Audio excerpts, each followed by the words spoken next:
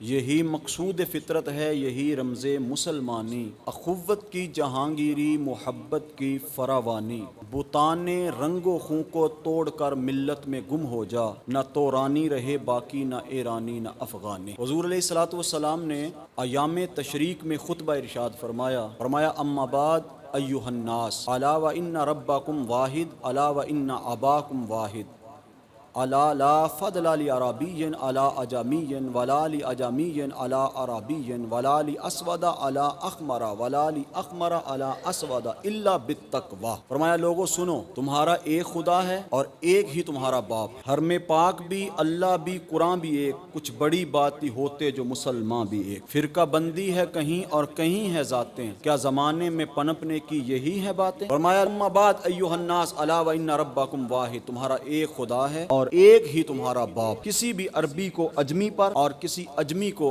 عربی پر، کسی بھی گورے کو کالے پر اور کسی کالے کو گورے پر کوئی فوقیت حاصل نہیں بجز تقوی۔ جو متقی ہے وہ تم میں صاحب عزت ہے، صاحب وقار ہے۔ اللہ تعالیٰ نے قرآن مجید میں ارشاد فرمایا یا ایھا الناس انا خلقناکم من ذکر و انثی وجعلناکم شعوبا وقبائل لتعارفوا انا اکرمکم عند اللہ اتقاکم۔ اے لوگو، ہم نے تمہیں ایک مرد اور ایک عورت سے پیدا کیا۔ مرد حضرت آدم علیہ الصلوۃ والسلام، عورت حضرت مائی حوا۔ تمہیں ایک مرد اور ایک عورت سے پیدا کیا۔ ہم نے قبیلے، برادریاں تمہارے تعارف کے لیے بنائے، اور تم میں عزت والا وہ ہے جو متقی اور پرہیزگار۔ انا خلقناکم من ذکر و انثی وجعلناکم شعوبا وقبائل لتعارفوا۔